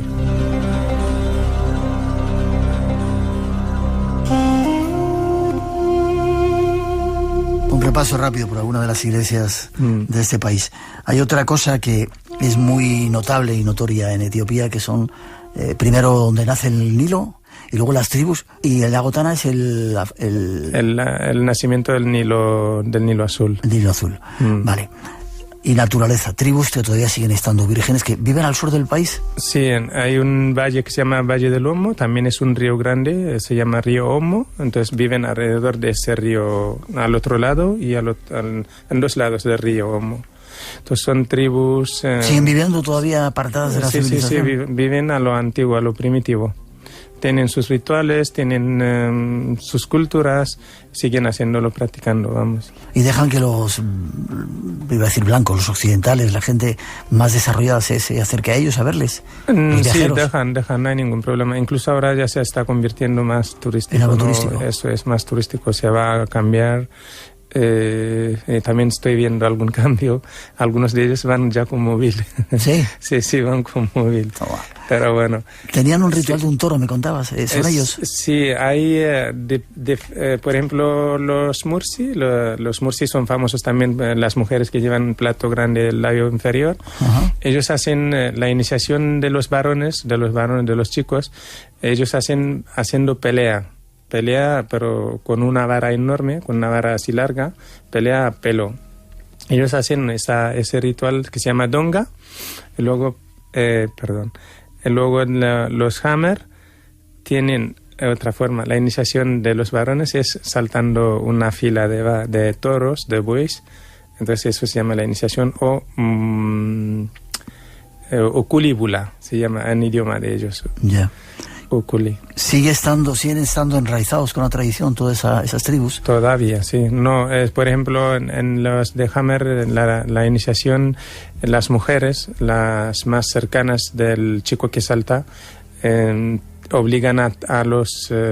hay unos jóvenes también recién saltados, latigan a las mujeres. Latigan, pero con una vara así muy fina.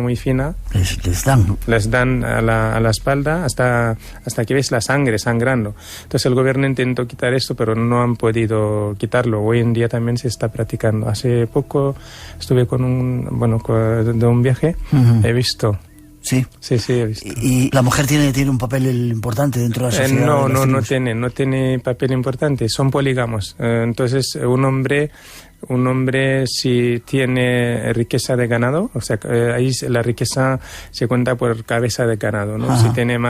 Si tiene para los dotes, es como una compra. Por ejemplo, si tienes tú 200 cabezas de vaca, si puedes entregar 60, puedes tener 3 por 6, 180, ¿no? 3 mujeres puedes tener, luego también si puedes amortizar los 160, también otra vez tienes. ¿Ah, sí? Sí, hasta 9 puedan casar. Supongo que las mujeres no estarán muy contentas. No. Así, para terminar, la civilización, nuestro mundo está llegando y está acabando ya con Etiopía. con esa Etiopía tradicional que tú conocías de antes. Sí. Por un lado está bien que civilicen ellos también, ¿no? Que salgan de su rutina antigua, primitiva, tan primitiva, hasta su forma de vestir, su forma de comunicar. Bueno, por un lado está bien, ¿no? Que mantengan su riqueza cultural. Pero sí, eso lo veo. Se está terminando también lo antiguo, lo ritual y todo eso. Los chicos están estudiando ya, están viendo las ciudades, están viendo el fútbol, por ejemplo, un niño tienen televisión y... Claro, ven en los pueblos, ven televisión, ven fútbol, por ejemplo, de Barcelona o de Madrid, ya les ves con camiseta de algún jugador famoso de España y eso. Yeah. Durante mucho tiempo Etiopía se consideró una tierra sagrada. ¿Crees que sigue siéndolo? Sigue siendo porque para muchas comunidades internacionales incluso es una tierra sagrada, como Jerusalén también. Entonces la Libela recibió un orden de Dios directo, según la leyenda, para construir la segunda Jerusalén en Etiopía, para los que no pueden llegar a peregrinación a Jerusalén de verdad, ¿no? Que lo puedan hacer allí en la Libela. Lo pueden hacer allí en la Libela, se considera que han ido a Jerusalén de verdad.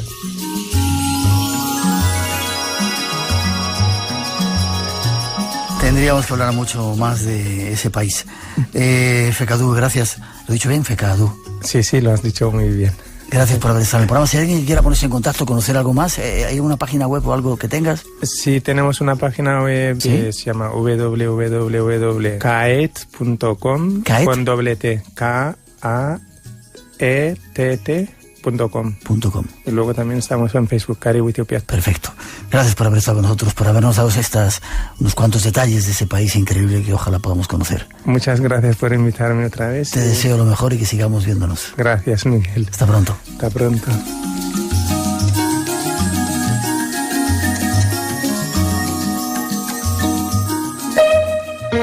No sabía que provocaba cáncer, pero sabía que no podía ser bueno. Mucha gente come mucha carne y muchos embutidos. Futuro Abierto, con Tato Puerto. Un reciente informe de la Organización Mundial de la Salud, la OMS, afirma que el consumo de carne procesada y de carne roja aumenta las probabilidades de padecer algún tipo de cáncer. Esta semana en Futuro Abierto hablamos de ese informe y de cómo alimentarnos bien. Los domingos a las 6 de la mañana en Radio Nacional de España.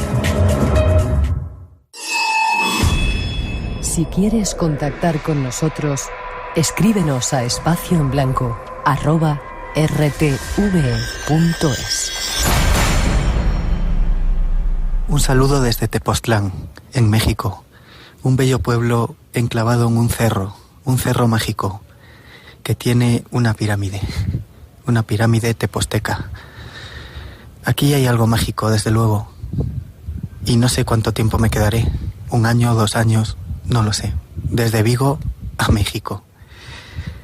La verdad, esto es increíble. Un saludo, amigos.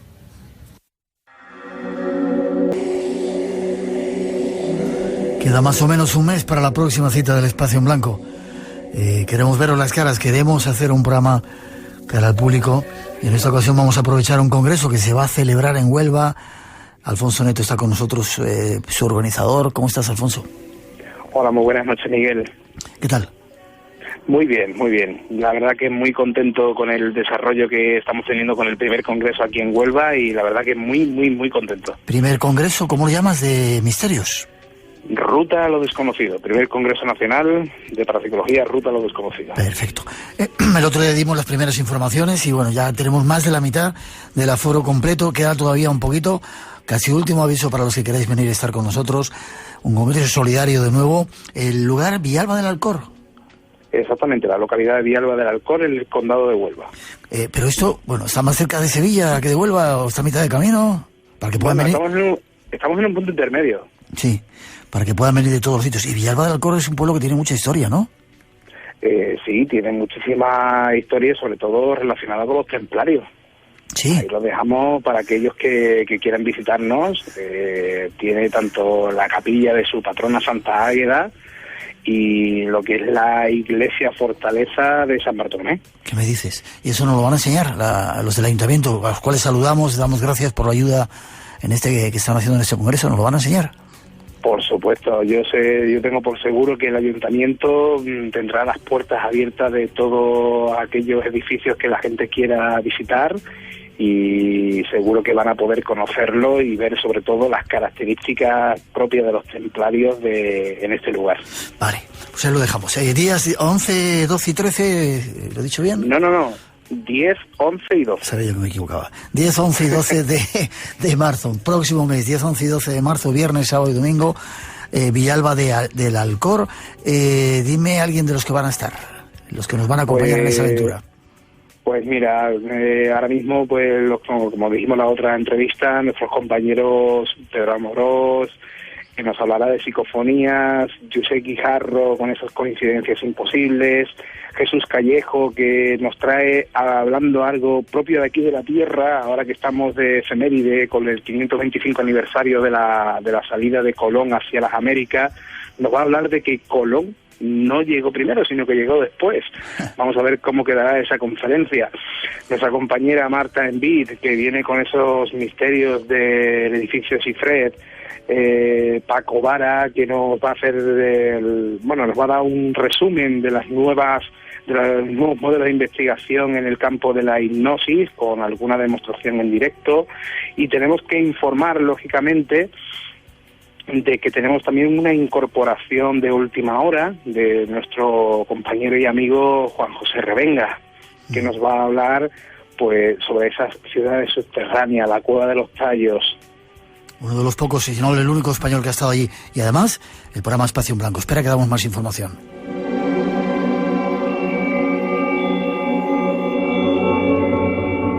Habrá más sorpresas y además, como digo, el Espacio en Blanco, que lo realizaremos allí en falso directo el sábado por la noche para la gente que quiera verlo. Es un congreso solidario y hay una pequeña aportación, ¿verdad, Alfonso? Que estás pidiendo a los colaboradores del congreso para ayuda humanitaria, ¿no?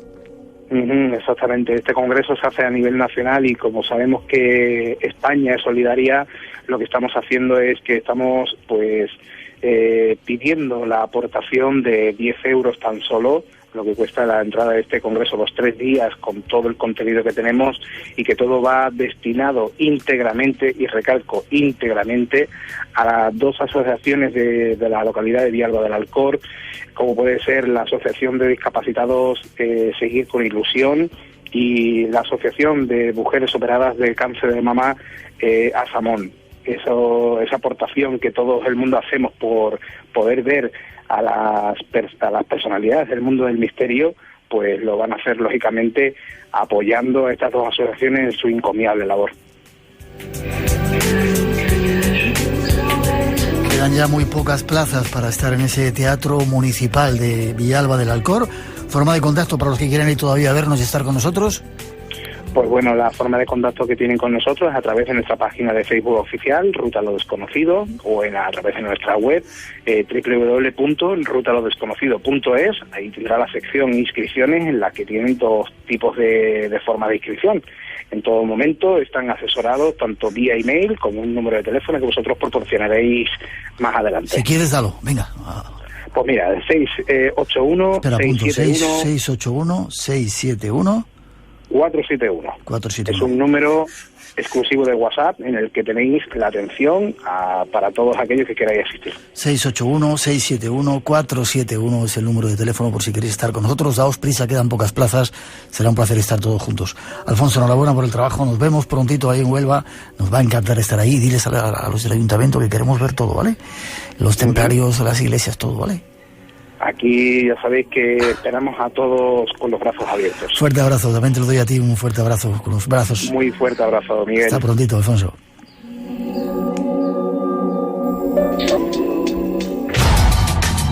Sigue el misterio en Espacio en Blanco con Miguel Blanco. La madrugada del sábado al domingo a las 2 en Radio Nacional de España.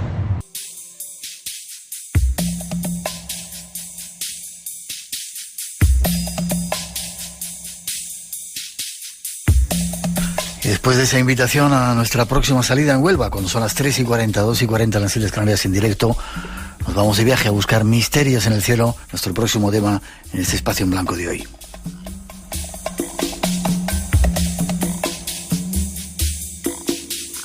comandante Iván Castro, para buscar misterios en los cielos. Buenas noches, comandante, ¿cómo estamos?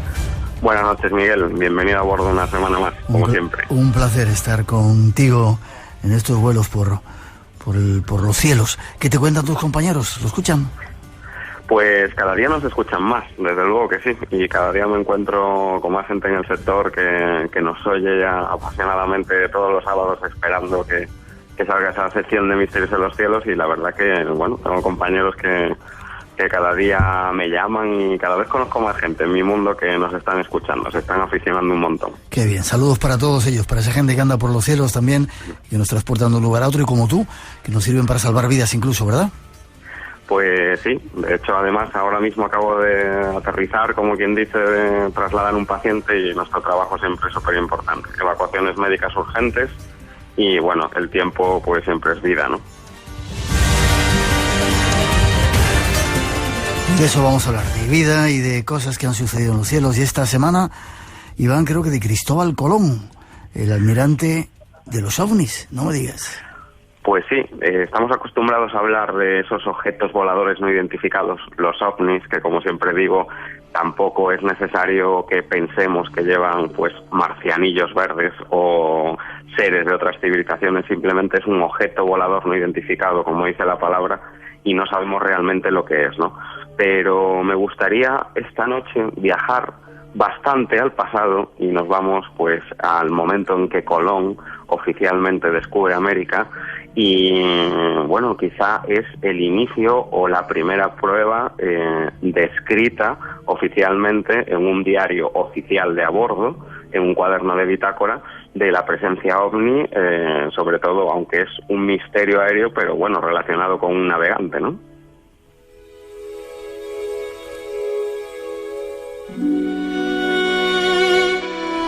...15 de septiembre de 1492... diario de a bordo de Cristóbal Colón.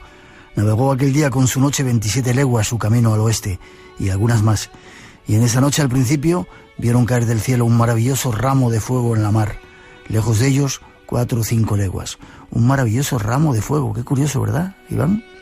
Es muy curioso. Quizá el almirante, nuestro almirante Cristóbal Colón, fue uno de los primeros testigos de la historia que pudo ver con sus propios ojos, y sus tripulantes, los de las 3 carabelas, los primeros objetos voladores no identificados que se han, digamos, recogido en un informe en cierta manera, ¿no?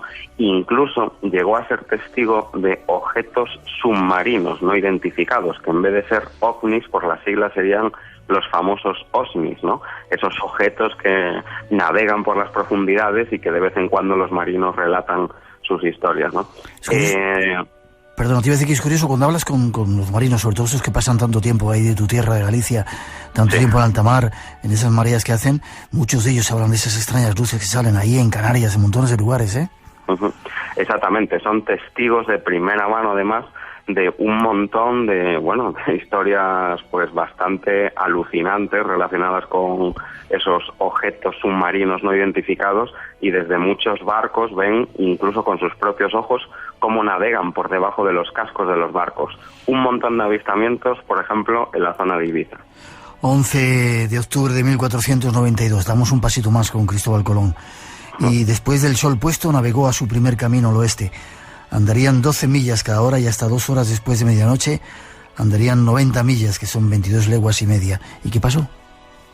Pues como dice su diario de a bordo, puesto que el almirante a las 10 de la noche, estando en el castillo de popa, vio lumbre, aunque como fue cosa tan cerrada, no quiso afirmar que fuese tierra, pero llamó a Pedro Gutiérrez, repostero de estrados del rey, diciéndole que parecía lumbre, que mirase él, y así lo hizo y así la vio, diciéndole también a Rodrigo Sánchez de Segovia que no vio nada porque no estaba en un lugar donde pudiese ver. Después de que el almirante lo dijo, se vio 1 o 2 veces, y era como una candelilla de cera que se alzaba y levantaba, lo cual a pocos pareciera ser indicios de tierra, pero el almirante tuvo, por cierto, estar junto a la tierra. Quiero recalcar lo de la candelilla de cera que se alzaba y levantaba, porque de ahí surge una investigación que llevó a cabo un marino militar español que se llama Manuel Audice, es un oficial de la Armada Española, y comprobó los datos que venían recogidos en los diarios del almirante Cristóbal Colón. y él concluye que le fue imposible divisar tierra desde una carabela a más de 80 kilómetros de distancia, que como pone su diario es aproximadamente unas 14 leguas y media.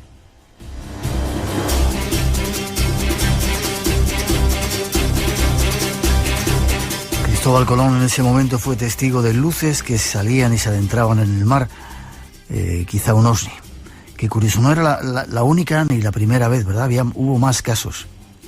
Exactamente. Ellos a lo largo de la travesía ya vieron un montón de veces un montón de luces. En algún momento se pensaban que podía ser tierra, etcétera, ¿no? Según lo que podemos recoger en el diario de él, más o menos entre las 10 y las 11 de la noche del 11 de octubre de 1492, entre las 10 y las 2 de la mañana, en esa noche del 11 al 12 de octubre de 1492, cuando ya desde las carabelas se canta tierra, tierra, y por fin pueden ver y encontrar ese territorio que, ellos pensaban que eran las Indias, por supuesto, pero se encuentran con una parte de América. Pues todo esto estudiado por la Armada Española, considerando la latitud, la luz que esa luz que ellos vieron debería de haber estado vista desde el barco a una altura de 425 metros, elevada sobre el nivel del mar, pero el punto más alto de la isla a la que ellos llegan primero, que se bautiza como San Salvador, la isla de Guananí, el punto más alto es de 43 metros, con lo cual sería imposible que Cristóbal Colón hubiera visto esa candelilla como un síntoma de haber encontrado tierra.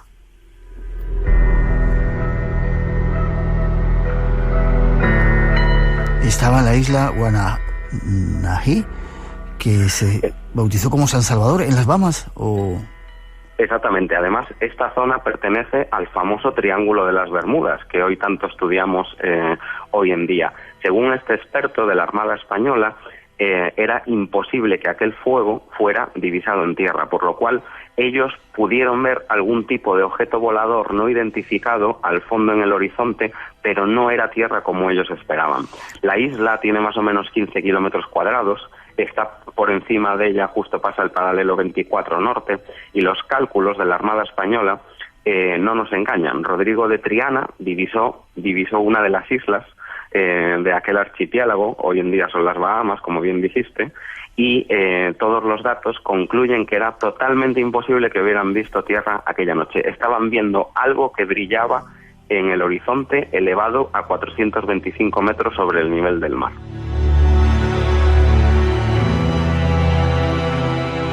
Es uno de los muchos misterios que vivió Cristóbal Colón y su tripulación en ese viaje hacia las Américas. Luego entra la Inquisición. ¿Qué pinta la Inquisición en todo esto, Iván? Pues está muy relacionada, porque a la vuelta del viaje, cuando la Santa Inquisición se hace de cierta manera con los diarios de a bordo de Cristóbal Colón, son entregados a la Santa Inquisición por Pedro Gutiérrez, que era un marino que acompañaba a Cristóbal Colón a bordo de una de las carabelas. Este lo denuncia ante el Tribunal de la Santa Inquisición. ¿A Colón?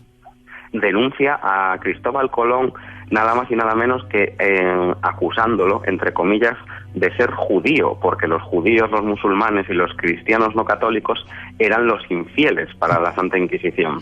Le entrega sus diarios y en los diarios viene explícitamente cómo Colón relata todas y cada una de esas luces que vio a lo largo de su travesía. Es importante saber que estos diarios hoy en día están ocultos, sin ningún tipo de luz, o sea, es imposible consultarlos, guardados en los famosos archivos secretos del Vaticano.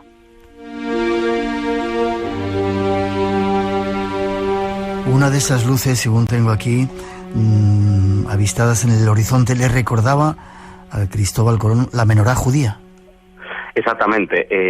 Este Pedro Gutiérrez, el marino que lo denunció, lo acusó de que Cristóbal Colón pues utilizaba muchos términos que eran para relatar las cosas pues parecidos bueno, pues a lo de la cultura judía, etcétera, ¿no? Decía Colón que una de las luces del cielo que él ha visto en aquel horizonte, pues le recordaba la menorá judía, que es una pieza de oro que se utiliza por los judíos, ¿no? Entonces, cuando ellos vuelven a España, desde el Nuevo Mundo, es cuando este marino lo denuncia a la Santa Inquisición. En uno de los relatos se contempla una declaración muy extensa y muy exhaustiva de lo que Cristóbal Colón vio salir del agua, vio emerger del mar y se elevó en el aire delante de todos los ojos de él y de todos sus marinos. Pero él aclaró delante de la Santa Inquisición que no soy judío. Por supuesto. Para terminar, faltaban otro tipo de avistamientos, sirenas. Pues sí.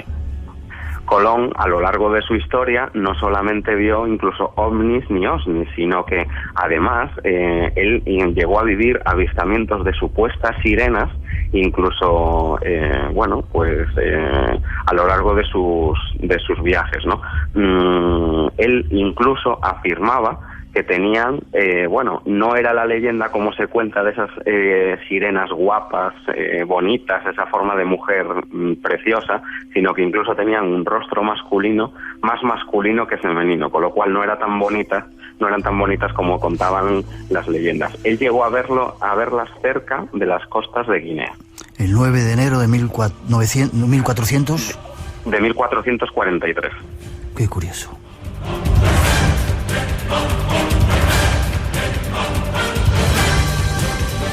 ¿Cuántos misterios hay en los cielos? Y en este caso ese paseíto que nos hemos dado por los mares, ¿verdad, Iván?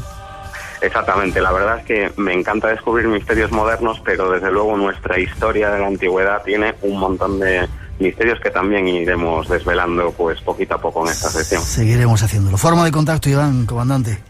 Pues mira, me podéis seguir a través del Facebook, Iván Castro Palacio, Misterios Aéreos. En el Twitter me podéis encontrar como @IvánCP25 y por supuesto en www.informeinsólito.com. Ahí en mi sección de Misterios Aéreos me podéis encontrar también y descubrir un montón de historias.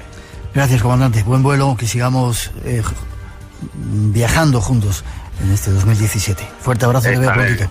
Muchas gracias, estaré encantado de hacerlo a tu lado, Miguel. Gracias a todo el equipo. Hasta pronto.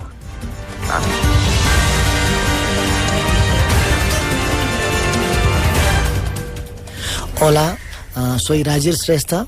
Estamos aquí en Kathmandu, en Pashupatinath, donde hay crematorio. Desde aquí, un saludo para los oyentes del programa Espacio en Blanco. Creo que no se te escucha ver ahora. ¿Ahora? Vale. Sí. No, te decía que lo escucho perfectamente, se me ha puesto la carne de gallina. Al lado estaban los crematorios y estábamos ahí viendo lo que es la vida. Mucha gente nos escribe desde muchos lugares, ¿no? Ve aquí Alabama, montones de sitios, sí. Así es, desde muchos lugares y que nos hacen llegar sus mensajes a través de nuestro compañero Ramón Álvarez y de ese teléfono, ese WhatsApp, que os lo voy a recordar, el 652-03-59-34. Allí nos han escrito hoy, pues desde Chicago, Ricardo Rodríguez, desde Uruguay, desde Venezuela, desde Lima. Bueno, son muchísimos los oyentes, incluso desde Alabama. Alabama. Eso es, como tú has dicho. Birmingham, Alabama, sí. Amanda Sí. Campbell, creo que era, ¿no? Sí. Vale, saludos a todos.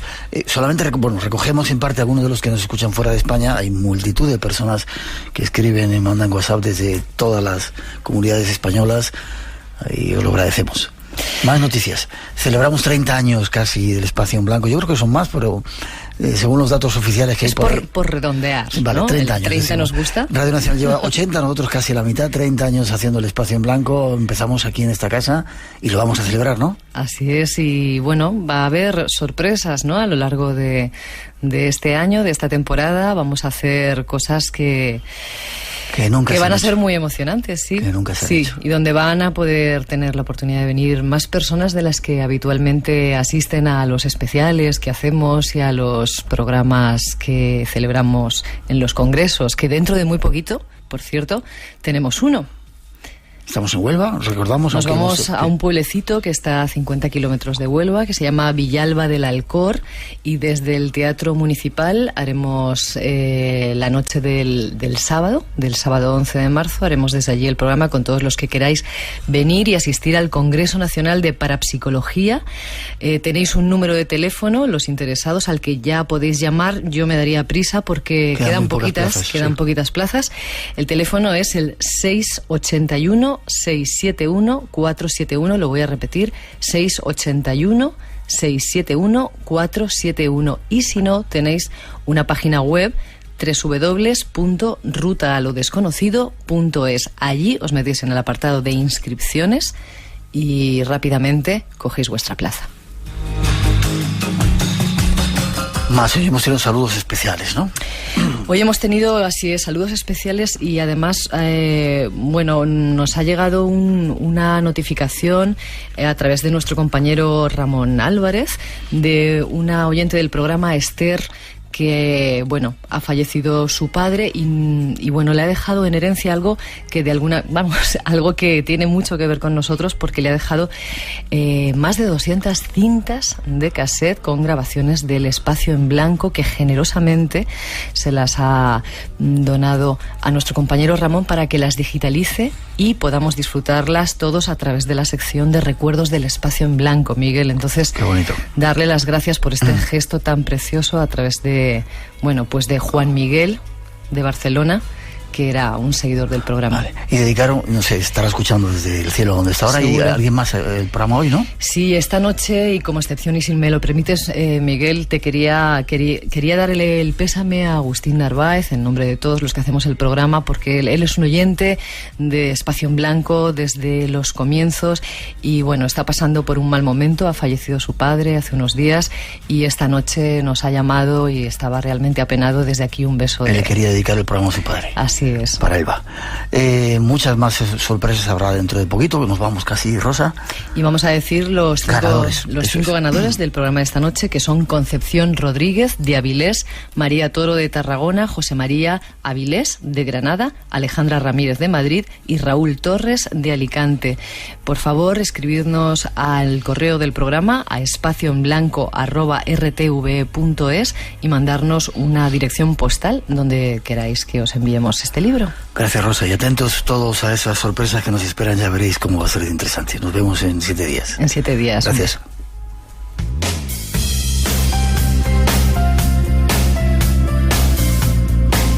Y nosotros terminamos. El Espacio en Blanco se cierra por hoy. La semana que viene volveremos con más misterios aquí en Radio Nacional. No faltéis, os necesitamos para llenar ese espacio que se abre a los mundos del misterio. Y ahora, con la recomendación de que sigáis en esta sintonía, os dejamos con algo de música y con el deseo de que paséis una muy buena, feliz semana y que nos encontremos aquí. Os esperamos. Feliz semana, cuidaros.